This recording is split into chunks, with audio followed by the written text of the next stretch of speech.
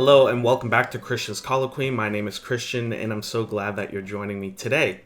In this episode, I'm finally bringing you part 3 of my 3-part series on the missional legacy of Black Baptists. For those who haven't caught the first 2 parts, essentially I've been walking through the story of how Black Baptists first brought the Baptist tradition from Georgia and the American South to Jamaica, and then how, and that's the topic of this episode, how Afro-Jamaicans brought the Baptist tradition, established the Baptist movement in Cameroon in West Africa. It's a fascinating story, and it's part of my effort to show the diversity and the amazing realities of evangelical history. So often when we speak of evangelical history, we speak of the same figures over and over again. Jonathan Edwards, George Whitefield, and of course John and Charles Wesley. But evangelical history, especially Baptist history in my opinion as a Baptist, is so much more amazing and diverse than the same stories we often tell. It's actually in these often forgotten stories that we see the wonders of evangelical spirituality and the amazing efforts and diligence and sacrifice of evangelicals in spreading the truth of the gospel. So, why this story? Very briefly, throughout my studies doing my PhD work in evangelical history, I've begun to encounter how it was often Black Baptists who showed the most effort in bringing the gospel to the African continent. And these were people from America itself. You could think of the United States of America, formerly enslaved people there, formerly enslaved people from Canada, my country, especially in Nova Scotia, and how Afro-Caribbeans from Jamaica and various other islands took the journey to, quote-unquote, return to Africa out of a sense of duty and out of a sense of love for their brothers and sisters in the flesh, fellow people of Africa, African descent, however you want to phrase that, in order that they might share the gospel and see these people, their countrymen, how they viewed it, become brothers and sisters in the spirit as well. So it's an amazing story, ones that we often don't tell outside of a few. You might have heard of Ola Uda Equiano and Otaba Cuguano and maybe John Morant, but now I want to tell the story of those Afro-Jamaican missionaries who left their country, left their home, took on the incredibly dangerous and hard journey to go to Cameroon to establish missions and truly reach the people of Cameroon with the gospel of Jesus Christ. So, I'm going to dive right in now by first giving you a recap of the first 2 episodes. So, of course, I put work into those episodes. I suggest you watch them if you have the time.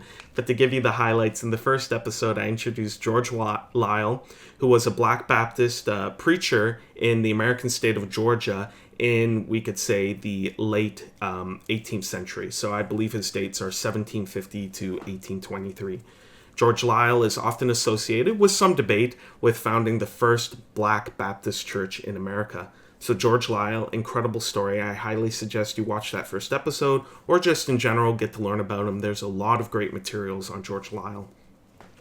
In the second episode, I really told the story of how George Lyle was super influential in spearheading the Baptist movement and spread in Jamaica. How he went to Jamaica during the times of slavery in the British Empire and reached so many Afro-Jamaicans, the enslaved peoples of Jamaica, with the gospel of Jesus Christ. He founded churches, he raised up preachers, educated people through various schools that he founded, and just bolstered the community there. I spoke about how George Lyle was connected with British Baptist missionaries and how the Baptist tradition really took hold of and spread throughout Jamaica.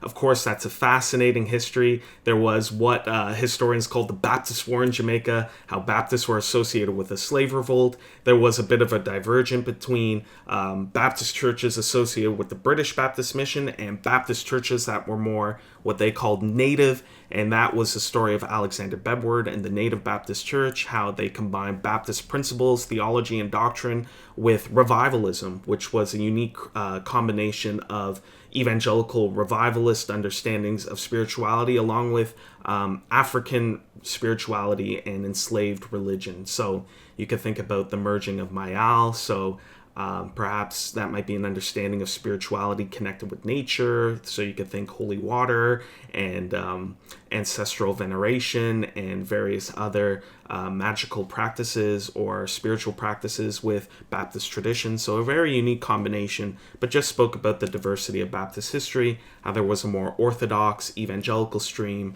and a more native or you could call it syncretic vision of Baptist spirituality. But anyway, today we're traveling back in time. I got a bit into the history of Jamaica there, and now we are going back to the mid-19th century, so the 1840s, and we're talking about how Afro-Jamaican missionaries worked alongside British Baptist missionaries to bring the Baptist tradition to Cameroon. So I'm going to tell that story now. Again, just giving overarching details. Please, I encourage you to look into these stories a bit more. I will leave some links in the description down below. A lot of my information here comes from a few articles or a few encyclopedia entries, along with what Cameroonian Baptist churches post on their information pages today, especially through the World Council of Churches. All those links will be in the description down below. And there is so much more out there, so I encourage you, if you find what I'm talking about interesting, this isn't meant to be exhaustive. It's meant to encourage you to look more into this history, and of course to look to other history like this to understand evangelical history with a bit more color and a bit more diversity. So anyway, let me dive in now. So if we're talking about Afro-Jamaican missionaries moving to Cameroon and spreading the gospel there, two major figures we're going to want to know are Joseph Merrick and Joseph Jackson Fuller. So to give you a brief understanding of who they are and where they come from, both are Afro-Jamaicans. So Merrick was the son of a former slave, and Joseph Jackson Fuller himself grew up in the conditions of slavery, according to Lass Newman. His father was a skilled worker and a carpenter, owned by an English family, but these men were some of the first of their family to embrace the Baptist Missionary in Spanish Town, Jamaica, which was the old Spanish colonial capital. So, how did Merrick and Fuller end up in Cameroon? Well, they were both Afro-Jamaican missionaries growing up in slavery and associated with the time of slavery in the British Empire there in Jamaica. Slavery ended as an institution in the 1830s, but both of these men grew up in that context, embraced the Baptist tradition, which of course was very popular among enslaved peoples. That's what we talked about with George Liele and the Baptist missions in Jamaica. And then they felt a calling to go to Cameroon and go back to essentially Africa. And again, as I mentioned, that was a common story of many black evangelicals throughout this period in time. They would feel a sense of calling to go back to Africa, where their ancestors came from, and share the gospel. In one of the other videos on my channel talking about evangelical spirituality among formerly enslaved peoples, I talked about John Morant and Odalua Equiano. Both of those men were black evangelicals around the same time period who desired to go back to Africa, in their cases, Sierra Leone, and spread the gospel among what they viewed as their countrymen. This is what we often will call Ethiopianism, or at least a form of Ethiopianism. You could think about the Ethiopian eunuch in the Bible, in the book of Acts, how this Ethiopian eunuch was in Jerusalem for worship, and then he was traveling back to his country, which was identified as Ethiopia, or that region there. We could think about modern-day Egypt, Sudan, and Ethiopia itself, Eritrea, perhaps Yemen, these areas where the Aksumite kingdom would develop and embrace Christianity. But essentially the Ethiopian eunuch was reading through the Old Testament, the prophets, and couldn't understand what he was reading. Philip, a deacon, was led by the Spirit, came alongside him, helped him understand the text, and in response, the Ethiopian eunuch desired to be baptized, and then went back to his own country. And that's where, according to Christian traditions, the Ethiopian eunuch was instrumental in the founding of Christian churches throughout that area of Eastern Africa. So in many ways, figures like Morant, Equiano, and perhaps Fuller and Merrick, we don't have direct sources on this, saw themselves as the Ethiopian eunuch heading back to the place of their family's origins, the continent of Africa, specifically West and Central Africa, to share the gospel after receiving the message for themselves. So, fascinating story, of course, so much theology and history, and of course social studies perhaps in there to unpack and explore. I will revisit this in future topics, the idea of Ethiopianism. I've explored it in academic papers and presentations, but essentially this is where the landscape or the atmosphere that Merrick and Fuller found themselves in. So what's their specific story? I'll dive back in, quoting Lass Newman. On November 30th, 1843, a young Fuller and 36 other West Indians left Jamaica on board the Chillimark, and they were chartered for the purpose in England by John Clark, the leader of the mission to Africa. So, 1843, Merrick, Fuller, 36 other West Indians, so you can probably assume Afro-Jamaicans, boarded a ship in conjunction with the British Baptist Missionary Society to go to Cameroon, to Africa, to spread the gospel of Jesus Christ, just how missionaries came from America and Britain to Jamaica to spread the gospel of Jesus Christ. So what happened from there? Well, according to the Encyclopedia's article on Cameroon, in 1844, a Jamaican Baptist named Joseph Merrick, the man we're talking about, founded a mission at Bimbia.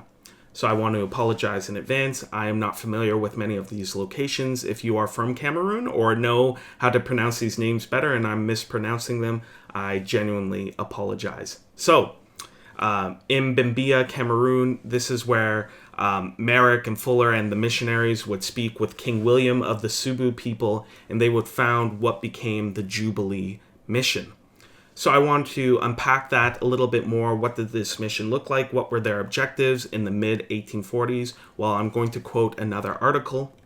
He, speaking about Merrick, established the Baptist Cameroon's mission associated with the Baptist Missionary Society of London in Douala and Bimbia. For the next 5 years, he was active as a minister and a translator, teacher, craftsman, and explorer. Merrick set up a printing press at Bimbia and translated the Bible into Subu, the local language, and wrote a primary school textbook. In addition, he built a brick-making machine for the mission. Merrick explored the region extensively. He was the first non-African to visit the Bakoko people and one of the first to climb Cameroon Mountain. So focusing on Merrick first, because he was the major figure initially until his death in the late 1840s, but he essentially exemplifies what a lot of missionaries were doing in the 19th century. So often we have perceptions of missionaries going as agents of empire and colonial rule. Essentially, missionaries were providing theological justification for the commercial enterprises of their empires and abusing the local peoples there. And while that was a reality in many places, in many missionary and colonial contexts, that wasn't always the full story. Here we have Afro-Jamaicans led by Merrick going to Africa, specifically Cameroon, to share the gospel, and they were not only interested with directly sharing the gospel, but also the condition of those receiving the gospel. So like many other missionaries, they promoted literacy through a printing press and writing textbooks and coming up with grammar books and essentially providing written languages for many different African languages and dialects throughout West Africa. And they were doing this so that the people might read the Bible in their own language and understand it on their own terms. So they weren't just interested in sharing the gospel, they wanted to ensure that the people could read and understand the scripture in their own terms, which certainly wasn't the case for a lot of other African peoples in the early years of the spread of slavery and, of course, colonization in Africa, where the Bible was often wielded against people and abused. So now they were ensuring that people could read the Bible in their own language, understand it, and freely embrace the gospel of Jesus Christ. Along with that, as we could see from that quotation, is that they weren't just concerned with direct conditions for reading the Bible, but also general things like making a brick-making machine. So that might be used to establish schools, homes, other points of infrastructure. That's what we see the concern for the missionaries was. And then also Merrick was an extensive explorer. Wasn't concerned with just reaching the people on the coast there in Cameroon. He wanted to go inland to reach other people, to make other connections.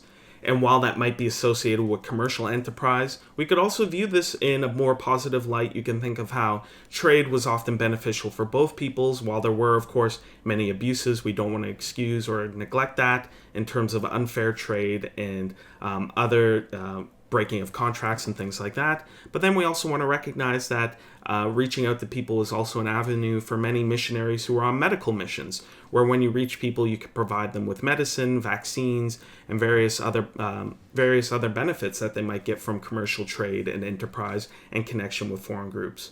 So why do I share this? First of all, just to let you know that missions, while we often have a perception one way or another that these were horrible agents of empire or that missionaries were these great heroes of the faith who could do no wrong, the reality is the story is often more complex, more nuanced, that there was often benefit mixed with the realities of life in the 19th century and the political context, as we'll get into later, but then also to show that the missionaries were a diverse cast of figures. This wasn't a white versus black thing, a colonial versus colonized thing. Here we have Afro-Jamaicans themselves coming out of conditions of slavery who received evangelical religion through the words of an evangelical black missionary in George Liele and his compatriots, how they received this message from black evangelicals, and now they, as black evangelicals, wanted to share this message with their countrymen.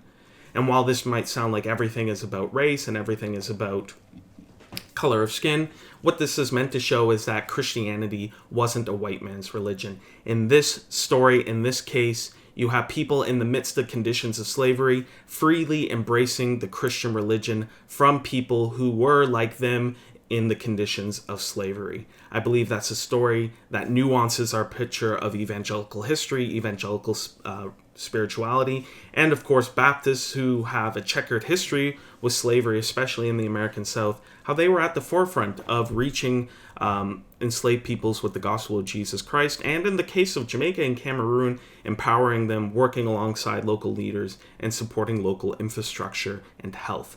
I think that's a fascinating story, and one that would complicate our picture in a great way of evangelical missions. So, here we have Merrick leading the charge, but Merrick would die in the late 1840s, and taking over from him would be the other Afro-Jamaican, Fuller. Fuller's story is fascinating, complex. Again, I am leaving that last Newman article in the description down below. He gives the full story, and of course there are many other resources that I consulted and I have in the description down below. But Fuller continued the work of Merrick in establishing the Baptist tradition in Cameroon. He would work alongside Alfred Sacker, who was a British Baptist and English Baptist. And there is, again, a complex story of relations between black and white missionaries and the realities in the 19th century. And, of course, the relationship between the missionaries and the peoples they were seeking to reach. Complex story, both with many dark stories and tales, but of course, many tales full of love and full of the truth of the gospel and what you would hope to see from people who were invested in the truth of Jesus Christ, sharing his message with people. So I encourage you to check out this story, but from there, the story doesn't end. It was figures like Merrick and Fuller who were super influential alongside other Afro-Jamaicans, alongside British Baptists, in establishing the Baptist churches in the area. But that story of the Baptist mission there went through many ups and downs, and these ups and downs were often associated with the complex realities of colonial history. So initially, while the British had some sway in Cameroon, British Baptists were free to spread their religion and free to spread their message through the label of Baptist. But as other European powers took control, as colonial governments came and went and conquered one another, the story of the missionaries and the peoples they were reaching were also impacted in dramatic ways. And that very much is the story leading on from the days of Merrick and Fuller through the 19th century into the 20th century, and of course, the evangelical landscape of Cameroon today. So let me give you some highlights. I want to quote here from one of the histories provided by the Native Baptist Church in Cameroon. So according to the Native Baptist Church of Cameroon, this is recorded on their page on the World Council of Churches, the British Baptist Mission began working in today's Cameroon in 1845. After the territory came under German rule in 1884, the British missionaries had to leave and the Baptist community was expected to cooperate with the German missions. Difficulties arose on the question of doctrine and liturgy, and the Baptist leaders realized that the missionaries wanted to dominate their churches. The tensions resulted in the creation of 3 churches in 1897. The Evangelical Church, Basel Mission, the Baptist Church, Berlin Mission, and the Native Baptist Church. After World War I, the Paris Mission arrived in Cameroon and tried in vain to reunite the 3. So from this history from the Native Baptist Church in Cameroon, you could see how missions and the churches there became quite complicated with the reality of colonial politics. As the British gave way to the Germans, new missionaries came to work. So rather than British Baptist missionaries, the colonial government encouraged working with the Basel Mission and the Berlin Mission. And of course, the Basel Mission and Berlin Mission, well, not of course, I'm letting you know, they weren't Baptists. They were either Swiss Reformed or, in the case of the Berlin Mission, had connections with Lutheranism. Then, of course, as the French came in, that's where the Paris Evangelical Missionary Society also moved in. And they, of course, were not Baptist as well. And then as America in the 20th century became a global power, that's where you see the North American Baptist missions return with a Baptist presence. So, of course, as global politics change, as colonial politics change, missions were affected because different leading powers would want people to work with their national missionary organizations. So when the Germans came in, the churches there, evangelical churches, were expected to work with evangelical German missionary societies. As the French came in, with French evangelical missionary societies. As Americans in the midst of American global might came in, then American missionaries come in, all while working with the foundations laid by Merrick Fuller and the Afro-Jamaican Baptist missionaries. So to give you a further idea of this, I'm going to read some more information from different entries on the World Councils of Churches. So this is what the Union of Baptist Churches of Cameroon has to say about their history. The Union of Baptist Churches of Cameroon grew out of the first work of Baptist Missionary Society, United Kingdom, which started in 1846. The first Baptist missionary came from Jamaica. As of 1884, the churches which later constituted the Union were successively under the tutelage of the Berlin Mission, the Basel Mission, and finally, after World War I, the French Protestant Mission, from which the UEBC obtained its autonomy in 1857.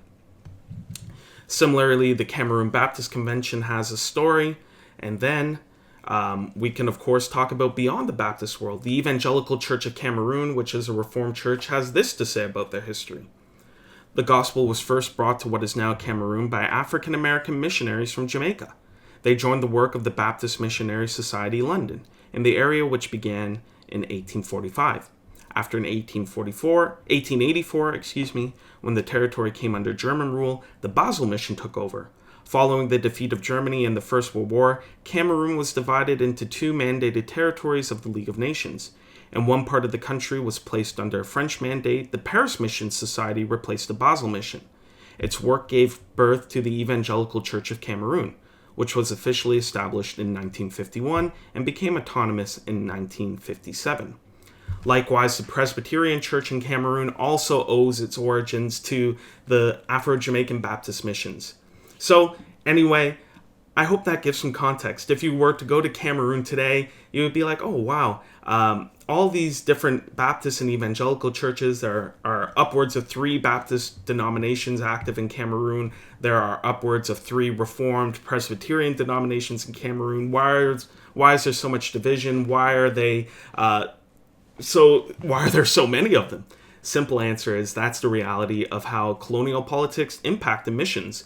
While the missionaries were there, they were, of course, working in their churches, but as new powers came in, that meant new missionary organizations, and that meant new political realities. And of course, as Cameroon was shifting hands in the crazy story of colonial politics, and when Cameroon was partitioned between an English side and a French side, which still very much is a part of the political realities of Cameroon today, there were different denominations reflecting different languages and different colonial powers. So, what's the takeaway here, though? With all these evangelical churches in Cameroon, whether Baptist or Reformed or general evangelical, all of them recognize that their history began in the 1840s, going back to the mid-1840s, between 1844 and 1846, that their initial origins go back to Afro-Jamaicans such as Merrick, such as Fuller, who boldly proclaimed the gospel to the people of Cameroon in their various tribes and in their various contexts and in their various conditions.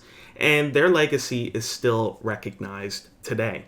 And these denominations in Cameroon aren't small. There are hundreds of thousands of people in Cameroon, believers in the gospel of Jesus Christ, who, when speaking about their origins, speaking about their history, speaking about the faith they received, go back to formerly enslaved Afro-Jamaicans, who in turn, their traditions, their history, and their embrace of the gospel of Jesus Christ goes back to the missions and sacrifice of formerly enslaved African Americans from the states of Georgia and around there. So that is the legacy of Black Baptists. That's their missional legacy from Georgia to Jamaica to Cameroon.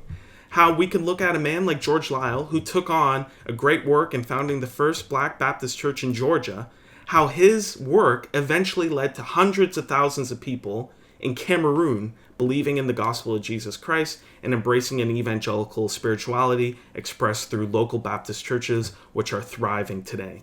And while we might lament the division and the disunity that came about due to colonial politics, we can also view this as a reality that we live in a fallen world. But despite all the colonial politics, despite all the hardship, the gospel of Jesus Christ continues to go forth through its various expressions and through its various institutions. And that, I believe, is something to be grateful for, and I believe that is a story worth sharing and telling today.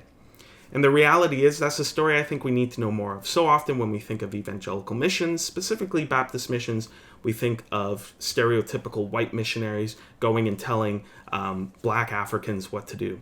But another fascinating story is the Ghana Baptist Union, how they were started by Nigerian Baptists working hard to share their faith with their fellow West Africans.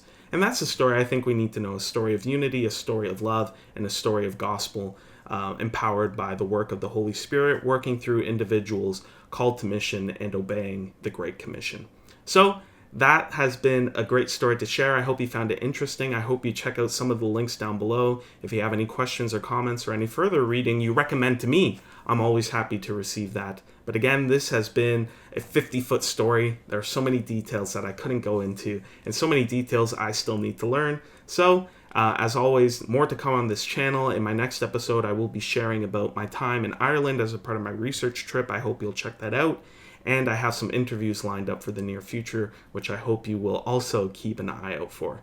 Anyway, that's it for now. This has been Christian on Christian's Colloquy. I hope that you have a blessed day.